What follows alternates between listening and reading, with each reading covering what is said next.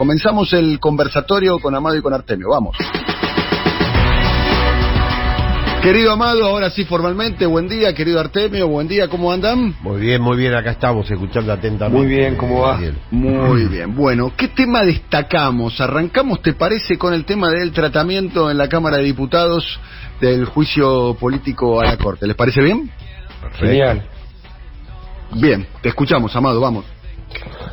Bueno, un poco lo escuchamos a Marcos Clery, muy buena me pareció la nota, Daniel, porque claro, hacer un resumen de lo que pasó.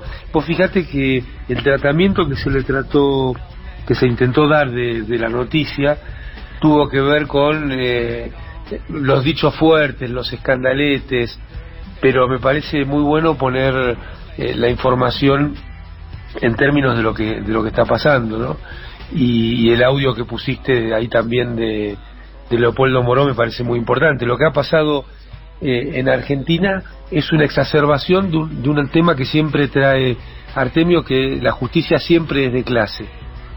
Y acá no solo es de clase, sino que se ha dedicado a no hacer ni siquiera ese trabajo que digamos que le da el ordenamiento institucional argentino, sino que tenemos cosas que, digamos, hicieron eclosión con lo que se llamó o se llama la banda del Lago Escondido, pero tiene funcionamiento diario de este tipo. Vos trajiste el tema de cómo se intentó nombrar a 2 miembros de la actual Corte por decreto, finalmente fueron hechos con el voto del Senado, incluso con parte del voto de lo que podríamos llamar el peronismo, o en ese momento el Frente de Todos. Ahora, ¿hacia dónde va? Que me parece lo importante este proceso de juicio político. En primer lugar, lo que hace es arrojar luz frente a toda la población de lo que está sucediendo con esta Corte Suprema, y a partir de ella con todo el funcionamiento de gran parte del Poder Judicial, porque una cosa que no se habla es que se intentó, en algún sentido, durante los gobiernos de Néstor y Cristina, que la justicia se reconfigurara después del funcionamiento de la Corte menemista. Se intentó, creo yo, equivocadamente en este gobierno, de una autodepuración del Poder Judicial. Lo que está claro es que sin que haya cambios en la cabeza del Poder Judicial, es muy difícil que haya cambios en el funcionamiento concreto y en la utilización de la herramienta judicial por parte del poder económico y el poder mediático. Bien, pero no era el diagnóstico del cual partía el presidente de la Nación cuando asumió, ¿no?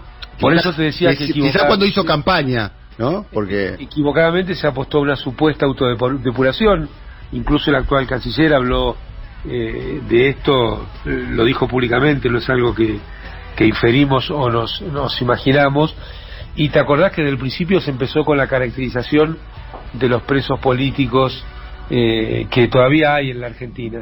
Tenemos el caso de Ricardo Jaime en una situación muy difícil de salud, el caso de Milagros Salas, que bueno, hemos sabido la espantosa noticia del fallecimiento de su hijo, y en esa situación de presa política, como 2 casos emblemáticos, pero hay muchos casos más, ¿no es cierto?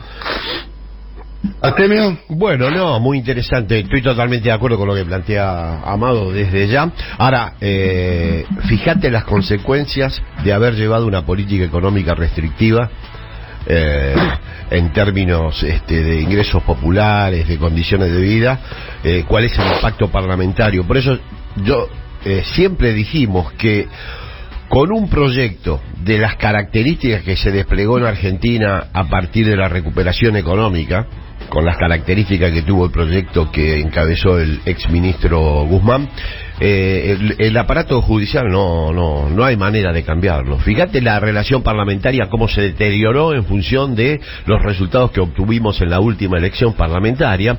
¿Y por qué obtuvimos los resultados en la última elección parlamentaria? Voy a reivindicar a Lula en este caso, porque él hizo una reflexión que me parece muy interesante y que viene a colación de lo que estamos hablando. Dijo Lula: Dilma hizo un ajuste que no le gustó a ningún compañero.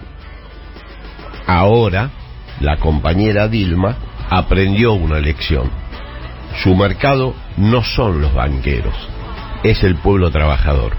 O sea, cuando nosotros pretendemos una reforma que aliente mejoras en términos de representación democrática, de servicio de justicia a los sectores populares, no podemos complementarla con una política cuyo objetivo son los banqueros. Hay una contradicción en todos los términos. Nosotros hemos autoconstruido, como dice Ricardo Aronsky, en una nota que yo no me canso de recomendar, la autoconstrucción de la debilidad. Estamos en esta situación porque fuimos con un modelo socioeconómico que efectivamente restringió de manera tal las condiciones, las deterioró de manera tal que hizo que más de 4 millones de compatriotas que habían acompañado al Frente de Todos no lo hicieran. Bueno, es lógico que tengamos este problema. Está muy bien hacer la reforma, el juicio político a la Junta, dar a conocer que efectivamente están comprometidos y atravesados por negocios, pero yo creo que si vos parás a cualquiera en la esquina y le preguntás, escúcheme señor, ¿usted sabe que dicen que la justicia está corrupta y atravesada por negocios? Sí, pero por supuesto. O sea, me parece que eso tiene fuerza, pero no tiene tanta fuerza como haber impedido que llevemos adelante una política económica que, como decía Lula, tenía como interlocutor a los mercados y no al pueblo trabajador. Estas son las consecuencias. Bueno, como telón de fondo, entonces la cuestión del programa económico. Amado, ¿qué estás viendo vos en la tensión que está habiendo sobre el tipo de cambio, no? La disparidad, la brecha, ya casi 100 puntos entre el tipo de cambio oficial, el comercial, y el resto de los dólares, el blue y los dólares financieros. Sí, lo escuchaba Artemio y empecé a pensar en el dólar. Así que tu pregunta va en ese sentido. ¿Siempre te pasa eso, Amado? ¿Sí? Que siempre te pasa que cada vez que hablo yo pensás en el dólar, ¿verdad? No me siento tan bien. Mirá, porque, bueno, lo que vos estás poniendo arriba de la mesa es que, en definitiva, las cuestiones de la política son cuestiones materiales, ¿no? Claro. Lo material, en algún sentido, es lo que prima en las decisiones y en las definiciones de este tipo. Y Daniel hablaba del contrato electoral.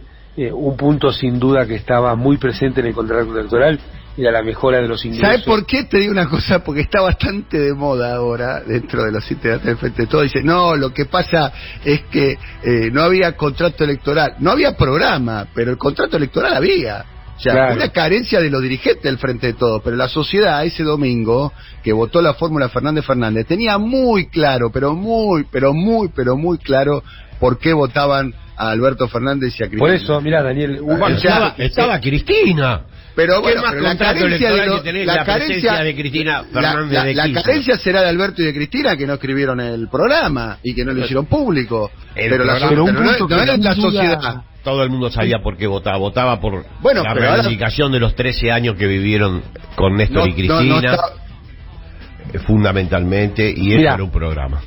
Un punto que sin duda estaba en el programa, sin ninguna duda, era la distribución del ingreso y la mejora de los ingresos populares. Eso estaba sin ninguna duda. Y claro, yo me acuerdo, publiqué una nota en Contradictorial que se llamaba Unidad y Rumbo, justamente hablando de esto del programa tácito. Pero sin duda estaba la cuestión de los ingresos populares. Nosotros en este programa venimos hablando de la necesidad de un shock distributivo desde antes del comienzo mismo del gobierno de Alberto Fernández.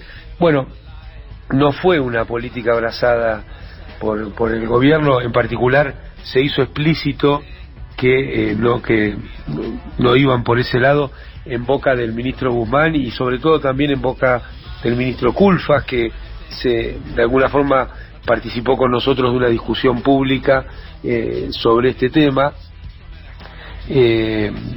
Y la discusión pública es que te contestó a vos, sin mencionarte, diciéndote no están dadas las mismas condiciones que había en el 2008. Ojalá la Argentina tuviese las condiciones en el 2008. Esto es lo que te contestó Culfa cuando vos le decías, ¿no?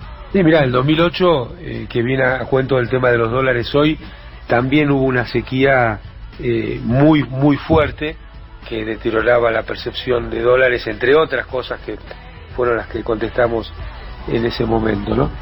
Pero bueno, hoy una situación de mucha debilidad, una debilidad objetiva que venía de las políticas de Mauricio Macri, una debilidad autogenerada en un pésimo manejo de las reservas del Banco Central desde el comienzo mismo del gobierno, una debilidad de cómo se pretendía construir la política económica desde tiempos y sobre todo en tiempos de Guzmán Culfas, nos llevó a una situación de una fuerte debilidad. Yo agregaría el tema de las LELIQ, que tiene que ver con el dólar, porque tiene que ver con la tasa de interés y que tiene que ver con esos supuestos bolsones de liquidez que son los excedentes que tiene los sectores más beneficiados por las políticas económicas, que pueden tener esos ahorros, esos ingresos que no necesitan para su vida diaria, en particular empresas y bancos, ¿no?, que colocan en el Banco Central y hacen que la tasa de interés en Argentina sea muchísimo más alta que la que necesita la economía real. Entonces creo que es uno de los talones de Aquiles que tiene el gobierno para este año, sobre todo en términos políticos, no solo en términos económicos, porque está sujeto a sostener ese juego de las LELIQ, donde hay mucho más que una base monetaria. Hoy el gobierno empezó con 700.000 millones de pesos de LELIQ, hoy superan los 7 billones de pesos.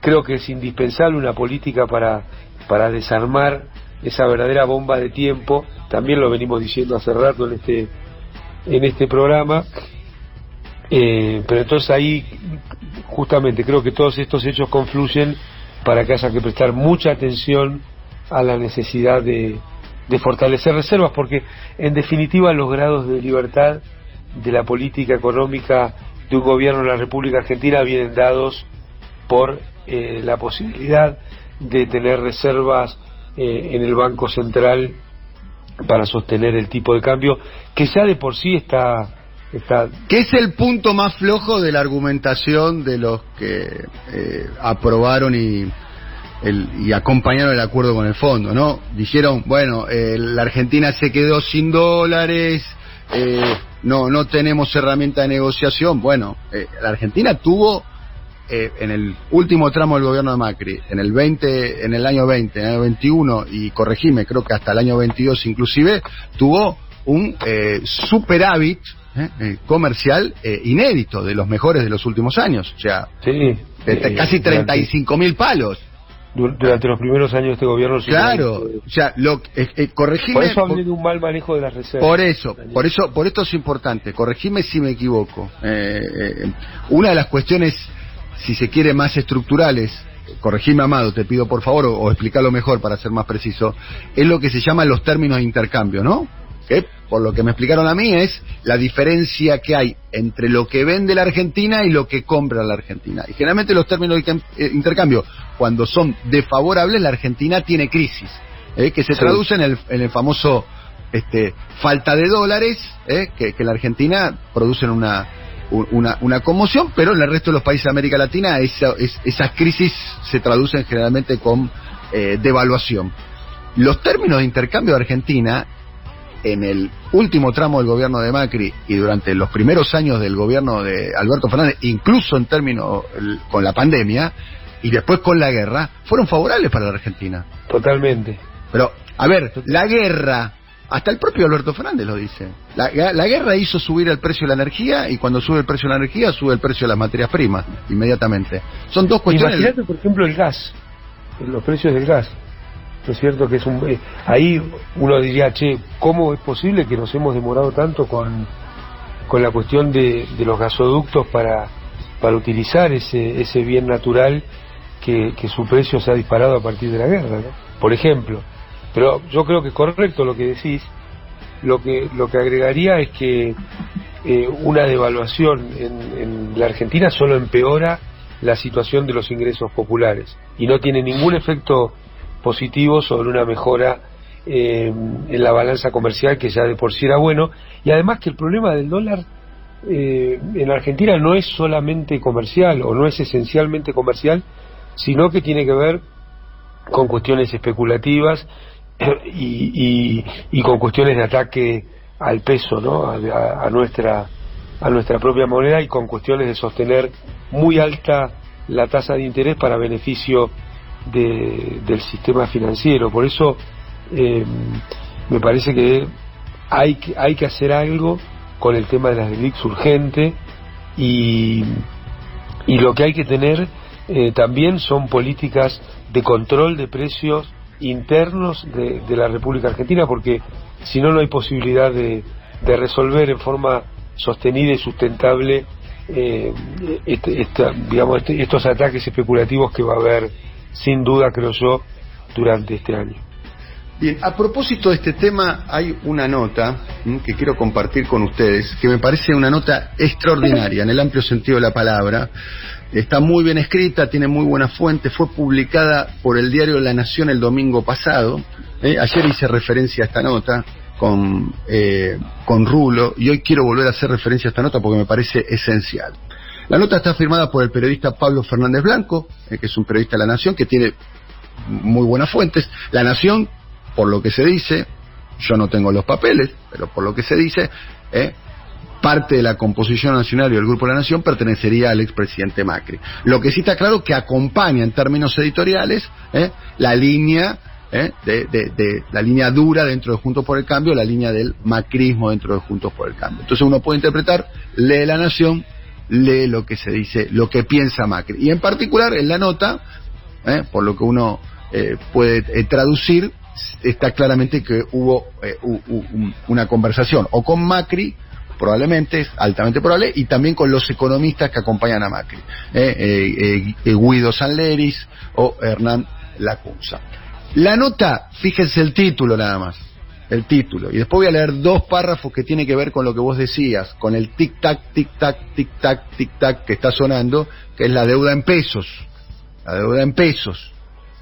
que era supuestamente también otro de los atributos positivos de la gestión Guzmán, diciendo ahora nos endeudamos en la propia moneda, como si fuera que eso es inocuo. Bien, el título de la nota es, Amado Artemio, oyentes, el futuro de Alberto Fernández y de Cristina está en el puño de Macri, Bullrich y Larreta. ¿Qué quería decir? El futuro de Alberto y Cristina está en manos de la oposición, ¿no? Es la primera traducción que se hace. La nota aparece con varias cuestiones, críticas, increíble, ¿no? Arranca con críticas de Macri al Fondo Monetario Internacional, críticas a Sergio Massa y demás. Y después dice,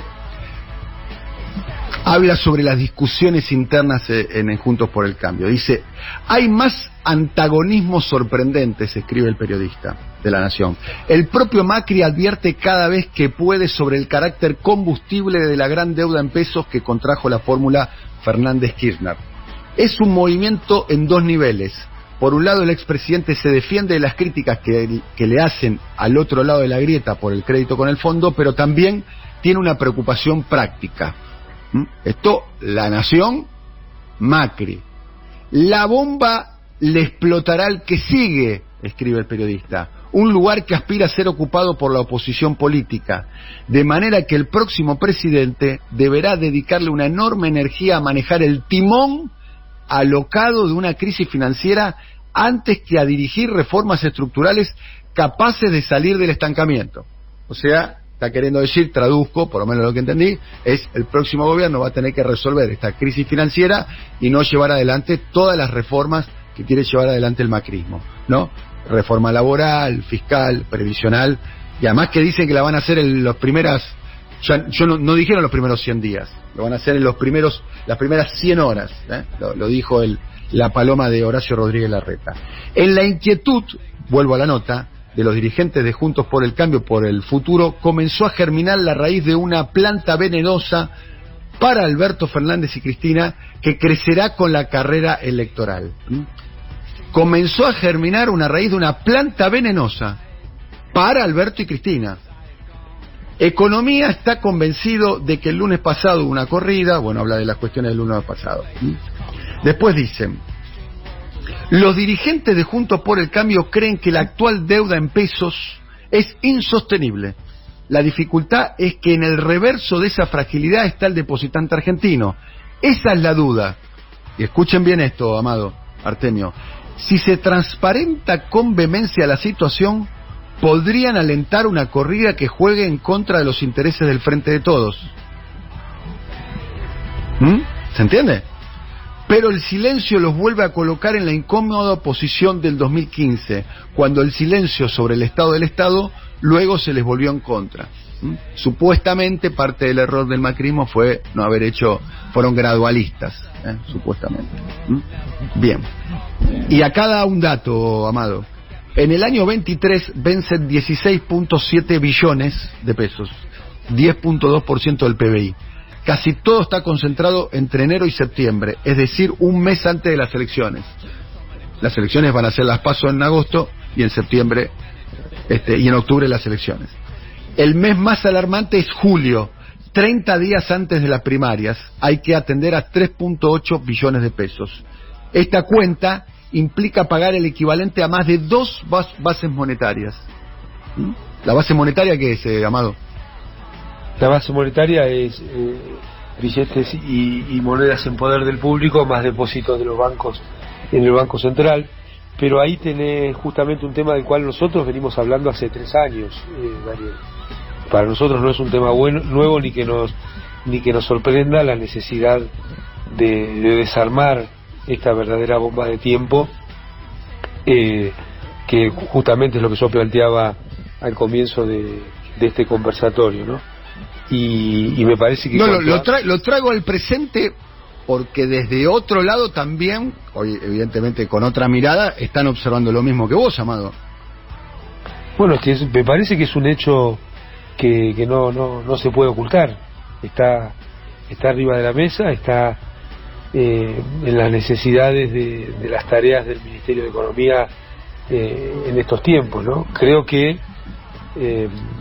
tensión va a haber, y creo que es necesario poner en marcha algún plan que sea creativo y que tenga a la vez en cuenta las restricciones políticas de ser llevado adelante en un año electoral. Porque yo me hago una pregunta adicional que ahí no aparece.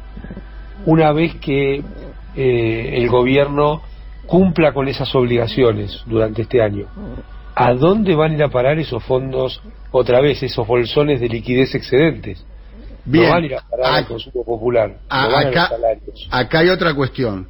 Esa cuenta, sigo con la nota, implica pagar el equivalente a más de 2 bases monetarias, y los pasivos remunerados del Banco Central llegan a 10.4 billones, el doble del dinero que está en la economía.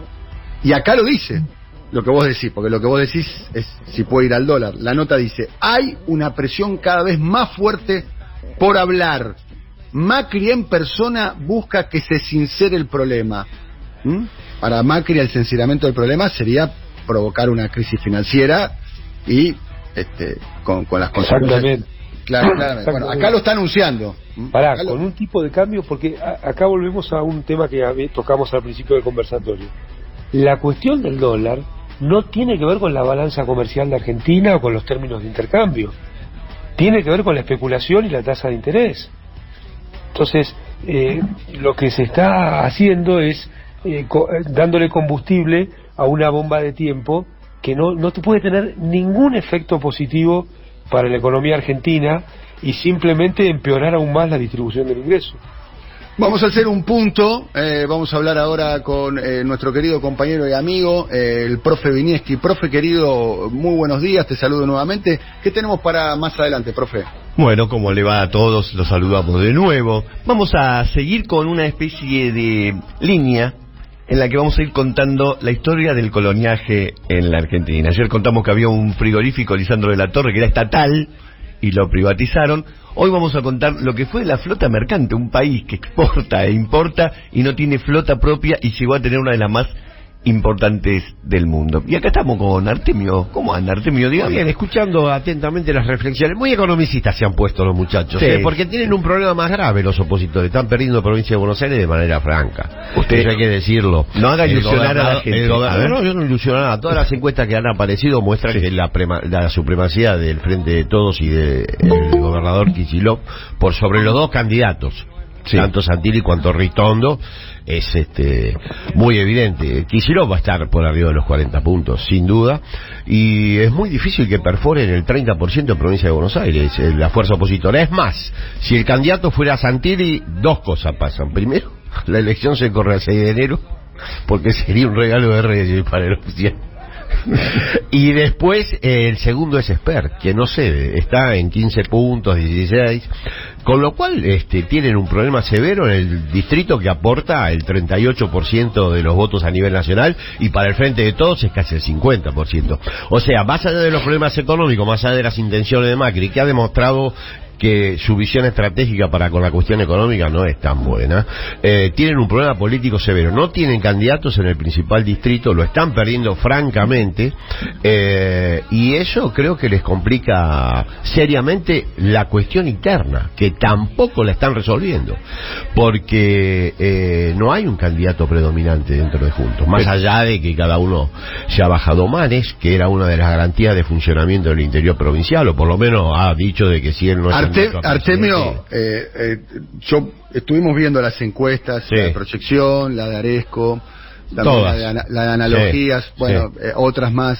Dicho sea paso, hicimos un episodio de Truco Gallo con Sí. Sayati y con Pablo Ibáñez sobre el tema, que va a ser publicado en estos días. Está claro que tiene una enorme competitividad el gobernador de la provincia de Buenos Aires, es el dirigente con menos imagen negativa Así del es. espacio político Incluso en el el interior. distrito. También es cierto que el Frente de Todos viene de perder en la provincia de Buenos Aires, viene de perder con Santilli también. Claro. O sea, Santilli Sí, ha sí. demostrado que tiene por lo menos un recorrido electoral, y que gran parte de la posibilidad de que triunfe Kicillof tiene que ver con la tercera vía, que es lo que pasa con los autodenominados libertarios. Claro. En la provincia de Buenos Aires tienen 18 puntos. Sí, que están cerca de los, entre 15 y 18 puntos, pero son todos votos que efectivamente drenan del espacio de centro derecha, o una buena parte, digamos. Bueno, ahí está plantada la dinámica en términos electorales en un distrito que normalmente define también la suerte electoral nacional, con algunas excepciones. Por eso digo, no todas son malas noticias para el oficialismo. La principal noticia es que la reconstrucción electoral del Frente de Todos, además de una política económica, bueno, ya lo señalamos muchas veces eso, es que efectivamente tiene un gobernador en un distrito fundamental con una buena imagen de gestión y una buena imagen personal y una intención de voto que replica casi a la perfección la intención de voto que tiene Cristina, que Aún sigue así hay siendo, discusiones sigue acerca siendo de si la, tiene que la ser dirigente candidato o no, más votada de Argentina, Aún así, Artemio, lo cual me llama la atención poderosamente, hay discusiones al interior del Frente de Todos sobre si tiene que ser candidato o no Axel Kicillof. Vos sabés que yo no sé, puede ser.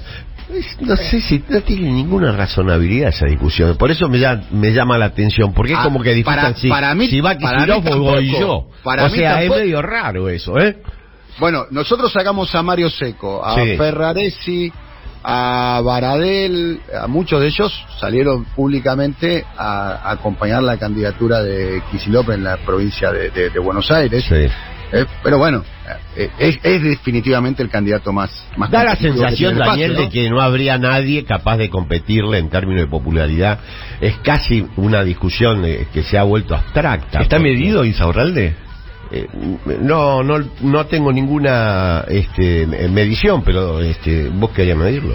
No, yo no lo quiero ver. Está medido Insaurralde, sí, en algunas de las encuestas está medido Sí. Insaurralde, y sí, tiene niveles más bajos de No me parece que aceptación. sea una También discusión está medida pertinente. Victoria Tolosa Paz. Tengo entendido que en la encuesta de proyección que es una encuesta Sí, en la cual la vos mide estuviste cerca. Victoria. Tolosa Paz creo que tiene 4 puntos, 5 puntos, ¿no? Por eso te digo de que es bastante decisivo el distrito y muy clara la preeminencia del actual gobernador. Pero bueno, estamos en un momento de muchísima discusión política, de mucha confusión. Vos sabés que en este momento cualquiera piensa que puede ser cualquier cosa, pero la verdad que la racionalidad indica de que ese distrito es importante y que la garantía de que ese distrito se resuelva favorablemente al frente de todos es el actual gobernador. Es más, yo creo que Macri no define su candidatura o toma distancia porque él ve esto. Él ve que ellos ganan bien en La Nación Más. Pero en la realidad se le complica. Macri es el dirigente político que aparece en todas las encuestas que tiene el nivel de rechazo más alto en la provincia de Buenos Aires. Y de aceptación. En algunas encuestas tiene un nivel de rechazo de 63 puntos. Sí, pero también tiene un nivel de aceptación. Tiene un nivel de aceptación de 30 y pico, ¿no? Por eso. Bueno, en la está provincia planteado. Lo que sí queda claro es que la provincia de Buenos Aires tiene un candidato muy potente y que efectivamente eso pone muy en discusión el escenario 2023.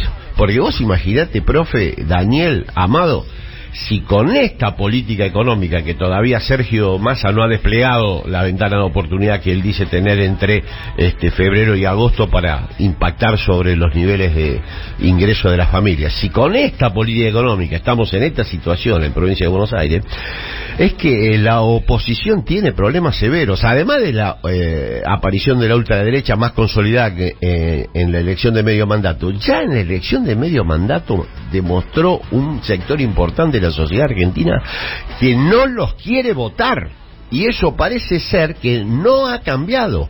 La memoria del trauma que provocó Macri sigue operando. Es más, cuando el atentado fallido a Cristina, de esos 4 millones de electores que no votaron en el 2021, pero habían votado en 2019, ya la mitad volvía nuevamente a consolidar el voto en favor del oficialismo. O sea, que por el lado de la recuperación de la mística, la aparición nuevamente de Cristina en escena, por motivos lamentabilísimos, por supuesto, cuanto por el volumen del actual gobernador, el escenario del 2023 no es solamente problemático para el oficialismo. La oposición está teniendo problemas severos y no ha construido un liderazgo preeminente.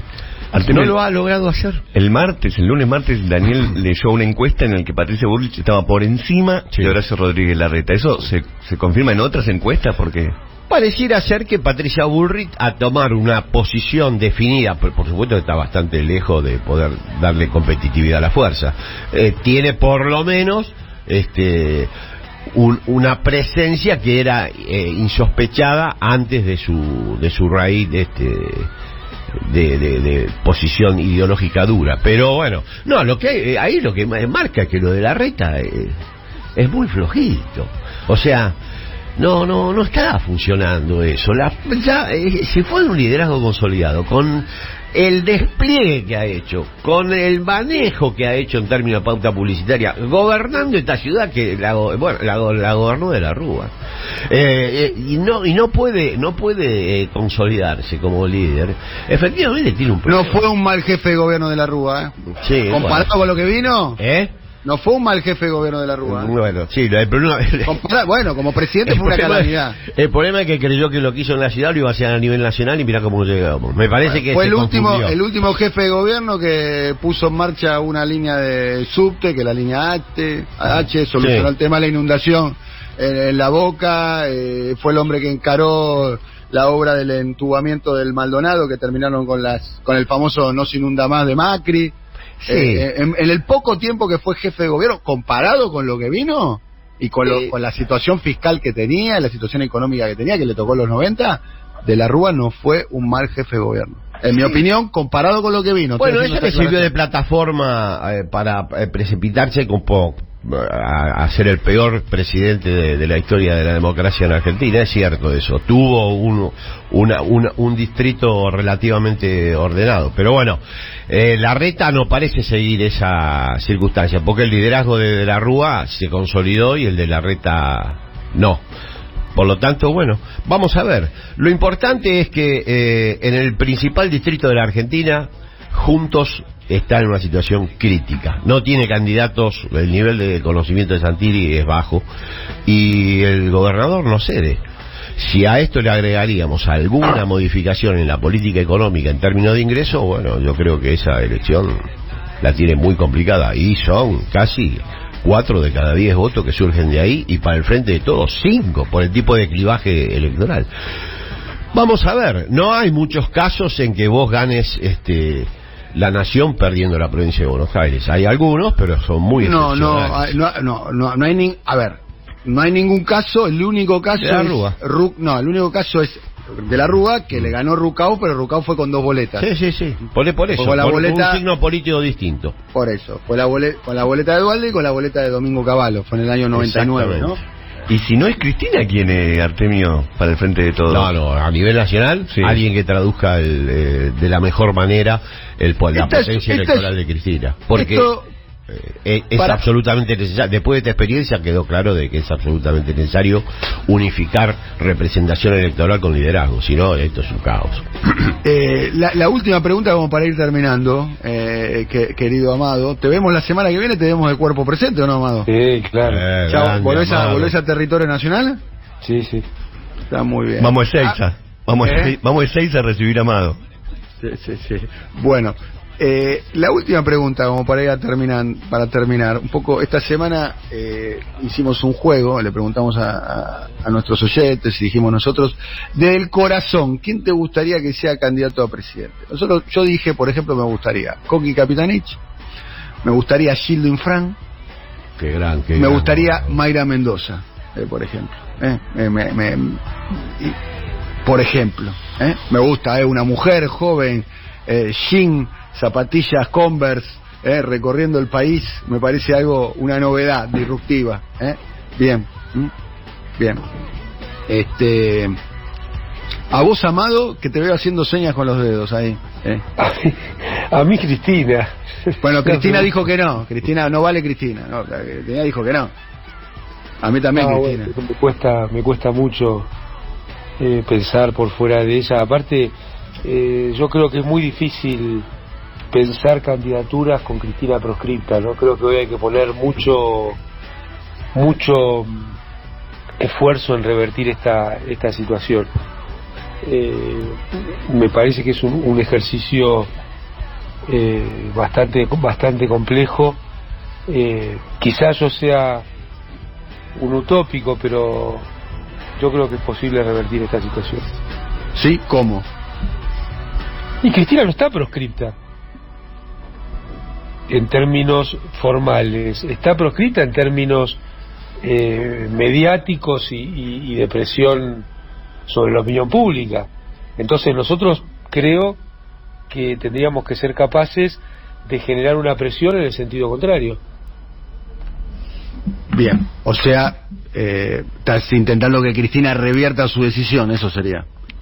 Yo creo que un trabajo político de este espacio político es crear el marco para que Cristina pueda ser candidata, porque en definitiva los votos están concentrados en ella. Todo lo que venían desplegando ustedes en este último parte del conversatorio donde se hablaba de encuestas y demás, lo que queda claro es que, para decirlo en términos bien brutales, los votos son de Cristina, y Artemio usó una expresión que yo me la anoté: hay que unificar representación con liderazgo. Amado, después de esta experiencia, esa discusión ha sido saldada. Hace rato. Igual el dirigente que mejor... Lo hemos dicho permanentemente acá. Me gustó como lo dijiste. Creo que entonces el trabajo político de la militancia, o de los cuadros intermedios, es crear las condiciones para revertir esa situación. Bien, también es cierto que los votos, claramente la que representa mayor cantidad de votos es Cristina, y también me parece que Axel Kicillof es el dirigente que mejor canaliza, mejor, que está probado, está en el año 19 y en las encuestas actuales, que es el que mejor canaliza la capacidad electoral que tiene. Pero volverías a tener Cristina. una situación de representatividad y liderazgo, ¿no? Sí, bueno, pero eso, la única forma de solucionar ese tema es que sea Cristina. Porque el liderazgo de Cristina, o sea, Cristina puede transferir los votos, puede decir mañana, bueno, hay un montón de ejemplos en ese sentido. Lo que no puede transferir es el liderazgo, su vínculo pero con eso la no está sociedad. en discusión. Bueno, creo que no hay ningún dirigente que discuta eso hoy ya seriamente. El liderazgo de Cristina es absoluto y está fuera de discusión. Estábamos hablando de candidatos posibles. Bueno, el que tenga la mayor capacidad de transferir lo que... ¿Pero tienen implica algún Cristina. nombre o no? No, yo la verdad no. Es Yo un siempre nombramos a algún gobernador, tanto Gildo como el Coqui, pero no tengo nombres así. Lo de Mayra me parece espectacular lo que está haciendo en la intendencia. Yo sé que es controvertido para un sector de la sociedad, pero me parece que eso está muy bien. Pero todo lo que hagamos nosotros va a ser controvertido. No sé si es para discutir nombres, sino el concepto. Hay que terminar con que con Cristina no pero se puede. el nombre es un concepto, esa consigna nos hundió. Eso es lo que conceptualmente hay que resolver la coyuntura primero conceptualmente. Hay que terminar con esa falacia. Con Cristina se puede y con Cristina alcanza. Hay que buscar cómo llevar adelante esa consigna. Eso fue lo que yo quise expresar, porque como decía Daniel, el nombre es el concepto. Claro. Entonces el nombre sin duda es Cristina.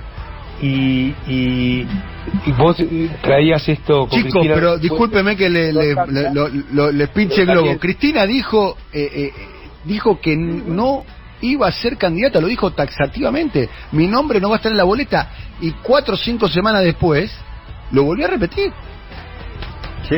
Bueno, está bien, pero yo te digo por lo que yo pretendo militar, por lo que yo pretendo hacer política en esta etapa electoral. Y además de esa expresión, sin Cristina no alcanza, con Cristina no me acuerdo cómo ella, la hija de esa expresión es vamos a volver mejores. Claro.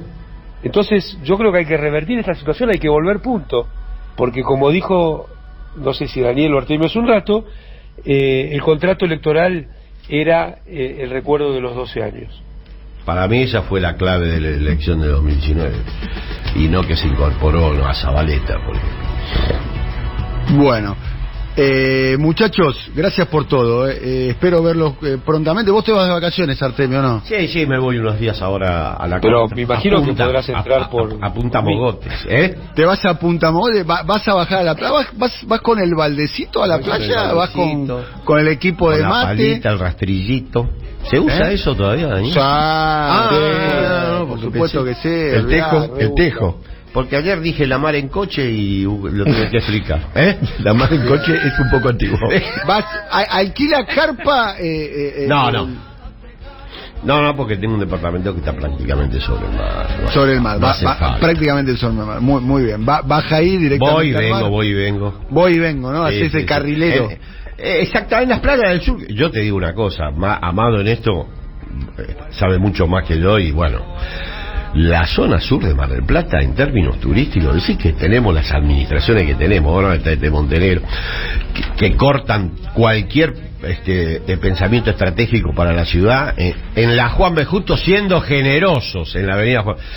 Si tuvieran una decisión de desplegar una política seria sobre el sur de Mar del Plata, incluso llegando hasta, yo diría, el arroyo de las Brusquitas y pasándolo, sería, me parece, un polo de atracción turística descomunal. Los paisajes que se arman ahí, porque Dios quiere, son impecables. Vos viste lo que es la ruta Miramar, pero acá no hay política para la ciudad. La política para la ciudad se muere en el casco céntrico y bueno, capaz que se estira un poquito más, pero no hay nadie que tenga un pensamiento estratégico en esa dirección. Bueno, Néstor quería entre sus proyectos, que después bueno se frustró, era el tren rápido a Mar del Plata, y tenía Mar del Plata como una ciudad alternativa importante. No sé, Amado, qué bueno esto que traes, Artemio, porque se frustró porque desde el sistema mediático se banalizó poniéndole el nombre de Tren Bala.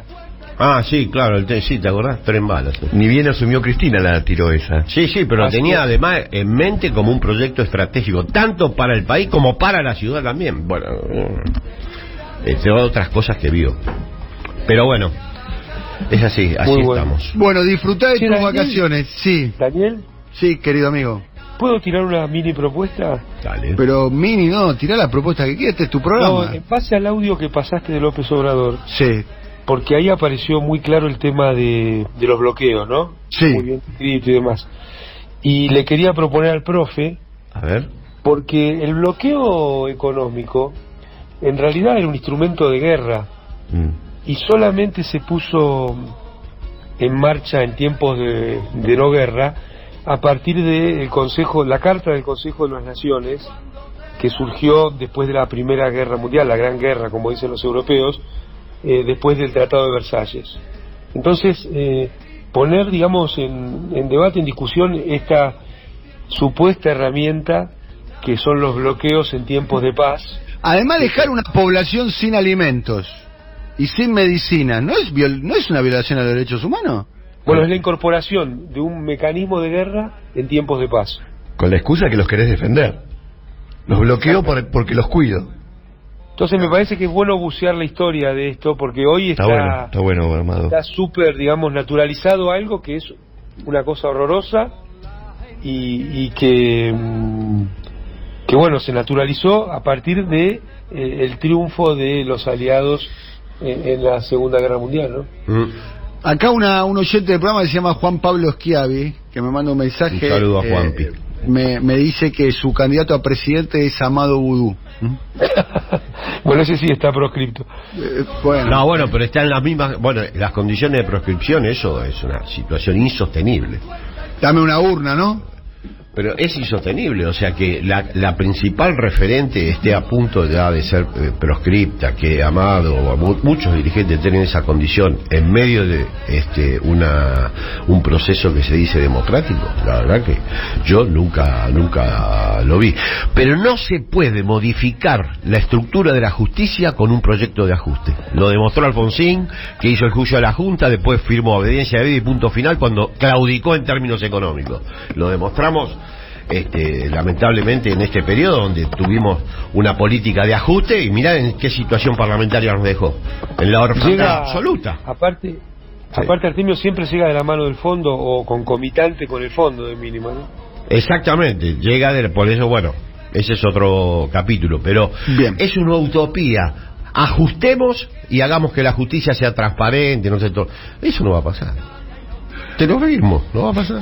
Artemio, la seguimos el viernes que viene. Dale. Desde Punta Mogotes. Así. Nosotros estaremos desde Buenos Aires. Querido Amado, buen regreso, amigo.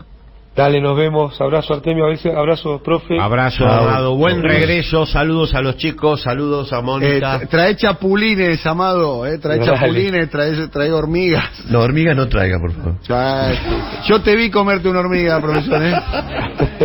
Son muy ricas las hormigas. Es una metáfora la que está usando. No, cuando yo llegué al programa y probaste hormiga.